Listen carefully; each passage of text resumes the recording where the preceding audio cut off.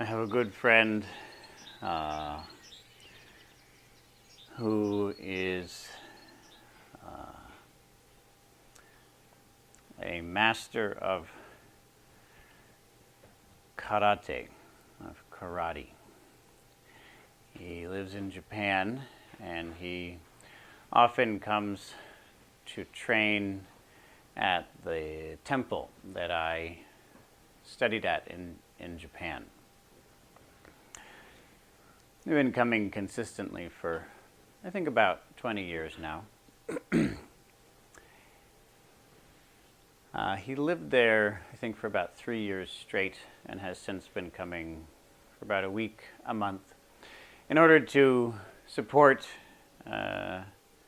his martial arts training.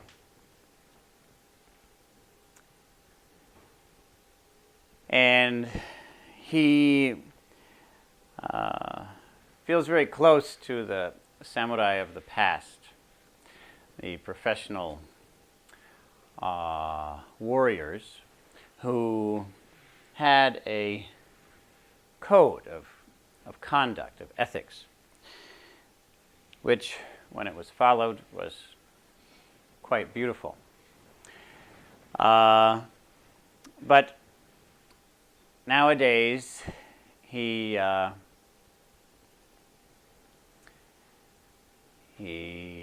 can't get a job as a samurai anymore. There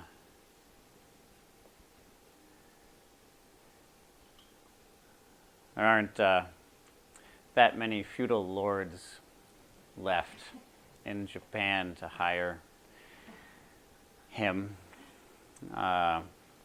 So he makes his money in other ways, and the main way is by teaching karate. And his general way of introducing the subject of the martial arts is by walking into a room, talking to a group of people, sometimes adults, but nowadays usually younger people. And in order to start, he'll ask a question. He'll say, how many people here have a body? Please raise your hand if you have a body. Which is an excellent way of starting, I think. I think it makes a very good point, which is a point that we often forget. We often forget that we have bodies. It's easy to forget that we have bodies, actually. And in fact, for many of us, when we think of remembering, we think of something that we do with our minds. So therefore, if that's how we define remembering, something that we do with our minds, then it becomes very easy to forget our bodies, because you don't need to use your body to remember. Many of you know Lyda Winfield, and she teaches dance. It's similar to the martial arts in many ways. And in her experience, people in the modern world, people who live in a society like ours, forget that they have a body most of the time. The average person at any given moment isn't currently remembering, or you could say being present within his or her body. And in particular, we forget that we have lower bodies. That's the part of our bodies that we tend to really forget about. When we practice the methods that we do here, we very often refer to that practice, which in Sanskrit is called smriti, and in Pali is called sati. We call it what? Mindfulness. Isn't that strange? We call it mindfulness. It's very interesting to me that that's what we've decided to call it. We call it mindfulness, because the word sati doesn't in any way imply mind-idness. it is just as relevant to body, to bodyfulness. So when we practice this path, we have to carefully remind ourselves that we have bodies. And we do that by directly experiencing our bodies. We often have difficulty coming to terms with these things, these sorts of things, meaning bodies, and we, in particular, can have a difficult time connecting with our emotional experience in our bodies. Many people report when they start to practice that they experience a lot of sleepiness, a lot of tiredness, and this is very reasonable because we're typically not accustomed to paying attention to our bodies. The person who I did most of my training under, Harada Roshi, says that most people stay awake through thinking. Most people only know how to be deeply interested in thinking. We forget how to be interested in our bodies. We just forget how. We don't pay that much attention, so we lose that practice skill. And yet we can remain interested in our minds, in our thoughts. And so when we start to practice and our thinking starts to decline, it's natural then that we'd lose interest in the experience, that we'd lose energy. So he often says, if you find that you're getting sleepy, then in all likelihood what's happening is that your thinking is declining, and therefore your interest in life is also declining. And that's good, because now an opening, a space has opened up in which we could fill with interest in something other than our opinions. And that's very exciting. What could we fill it with? Well, any number of things, but one of them could be our bodies. In particular, we could explore the aspect of human life which, in my experience, even though we don't pay a lot of attention to it and we don't voice a lot of interest in it, nonetheless is the most powerful driving force, and that is our emotions. I remember for me, when I was in Japan, I became aware of, I went there when I was a teenager, and I fell in love. I completely fell in love with Buddhism, and in particular with Zen. Did I not? I did. This is my mother. She remembers. Right? Yeah, so I was very excited about Zen. I felt that this is a beautiful and extraordinary system. It's been structured very carefully and is highly effective at accomplishing the thing that I wanted to accomplish with my life, which was to prevent humanity from destroying life as we know it. That was what I dedicated myself to, and I hadn't found anything that was better at achieving that end than Zen, or you could say Buddhism in general. So if you only want one thing and you find whatever tool is that's going to get you that, the most anyway, then that's really very exciting. So I was excited. And then I discovered, as we tend to do, whatever it is that we get involved in, we at some point find that the honeymoon is over and we start noticing things that we wish we didn't notice.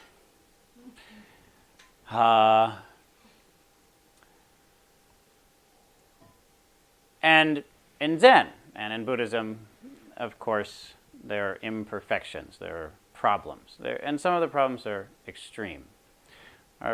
There's unethical behavior that happens. And that was something that I struggled with deeply. I had given myself to something, surrendered to something, and then discovered that in many ways it wasn't trustworthy. And that's very painful. Maybe some of you have experienced this at some point. And it's so painful for a number of reasons. It's painful because here we are in the presence of something that has a lot of power over us, but may not be trustworthy. And that's difficult. But what's often even more difficult is the indication that we are not trustworthy, that our judgment isn't trustworthy, because we've chosen to give ourselves to something that isn't trustworthy. So we have a sense of insecurity. We think, oh no, my own judgment, my own approach to life isn't trustworthy. And if that isn't trustworthy, then what's left to trust? And so that, in me, caused a deep, deep insecurity. Or I suppose you could be more accurate and say that it brought to the surface a deep, deep insecurity. There's an insecurity, a fear, and a sense of rage that meant that I didn't get tired. I had a lot of trouble sleeping, actually. I didn't have a lack of energy. I had a huge and angry, desperate kind of an energy. But it was interesting because I didn't have a way to work with it. I just didn't have a way. And I didn't have a way. And you say, well, wait, you were in a monastery. Didn't you have a teacher who could teach you that way? Of course I didn't. Because I was angry at that teacher and that tradition. I wasn't going to listen to people who aren't worth listening to. So I was immersed in a system that was my enemy. So I certainly wasn't going to trust it any further. So I asked for a favor. I asked for some, I guess you call it free time. I asked to be allowed to go on pilgrimage. So I got my pilgrimage gear. Have you ever seen a Japanese monk's pilgrimage gear? The big hat. Does anyone know the hat I'm referring to? Sort of looks like the hat you see Chinese farmers wearing. And a robe and a staff and those wooden clogs. Are some of you aware of those? I got that, and I got a note that I could show the police if they wanted to check to see that I was in fact a monk who was allowed to be on pilgrimage, because there are laws about this in Japan. And I left. And I left in the beginning of August, which, has anyone ever lived in Japan in August? What? It's very hot. It's extremely hot. It's extremely hot and humid. And so I was walking through that heat and that humidity, wearing all that gear with the wooden shoes. And as the days passed, the first day was okay. Second day was pretty bad. And the third day was terrible. It was very, very painful. Very, very, very painful. My clothes were just soaked. My undershirt was beginning to mildew. By the time I finished the trip, it was only 3 weeks, it was actually black. Actually black. Just to give you a sense of how sweaty I was for the entire time. And my feet on those wooden clogs were throbbing and throbbing and throbbing. And the thing that was so interesting about it, I could go into a lot of detail. It was just, my whole body started to get covered with heat rash. I don't know if any of you have gotten heat rash, but your skin is basically dissolving into the salt of the sweat, just rubbing off with each next step. I was very, very dehydrated and somewhat delirious. And the thing that I remember the most actually was stopping walking. So I didn't want to stop walking because to stop walking was the most painful. It was as if the pain in my feet was so extreme that that it was numbing. But when I stopped walking, when I sat down finally and took my feet out of those shoes, the pain increased dramatically, so that I really couldn't do anything else. I couldn't be also aware of the world around me and that level of pain. I'd almost black out for 5 minutes or so. So it was terrible. It was grueling. It was horrible. And the thing that I found so interesting about it, especially near the end, was seeing that something in me felt better. Something in me felt better. Because I at least knew how to pay attention to the pain in my feet. I at least knew how to be present with the pain in my feet. That I could do. And the pain on the inside, the pain of the emotional betrayal, there's emotions associated with that sense of betrayal, and then the feelings on the outside with my physical body were beginning to become more or less the same. Does that make sense? The pain on the inside and the pain on the outside were beginning to meet. And so it meant that and that just felt better. It felt more balanced. That seemed to make a little bit more sense to me. Why? Because I liked pain? No. But because I had a way of connecting then with the internal emotional pain. Because I knew how to connect with the external physical pain. I at least knew how to do that. I didn't know how to connect with that internal emotional pain. So once I had the gate of the physical agony, I could enter a relationship with the emotional agony. And to have any relationship with that felt relieving. It allowed a little bit of that pressure to be to be released. Have any relationship with that felt relieving, even though it was very painful.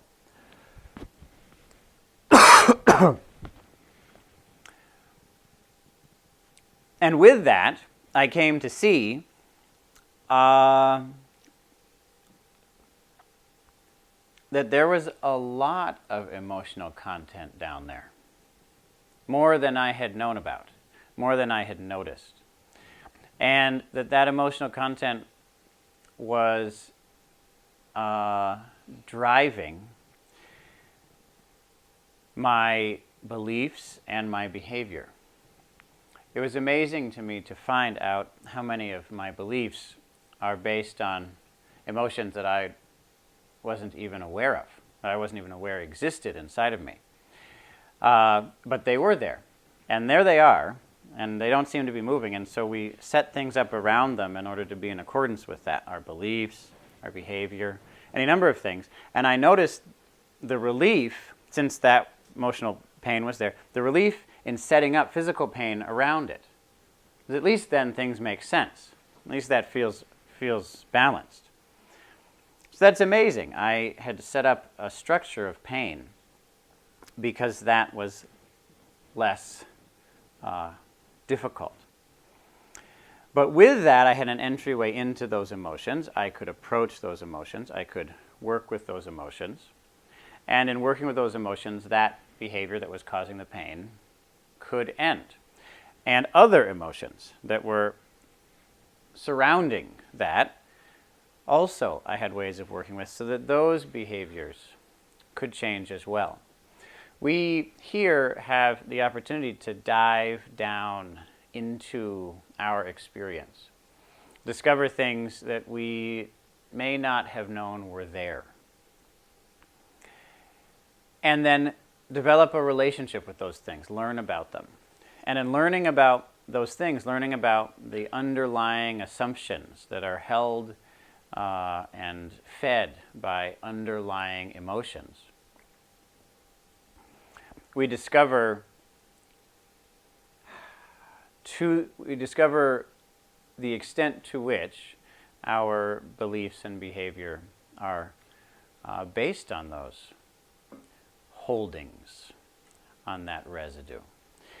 And with that comes the possibility of working through it and then being freed from it.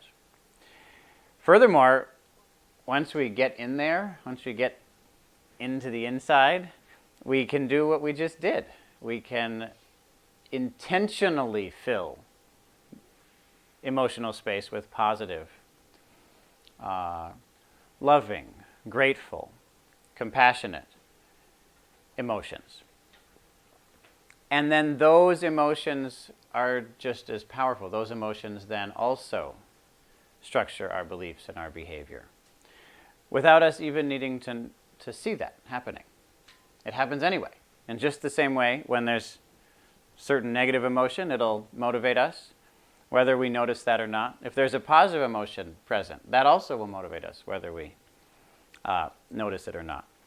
I think we've all probably noticed this even in a single day. At a certain point of the day, we're happy, and the whole world looks like it's a wonderful world. And then a few hours later, we feel sad, and the whole world looks like it's a sad world. There's something wrong with the world.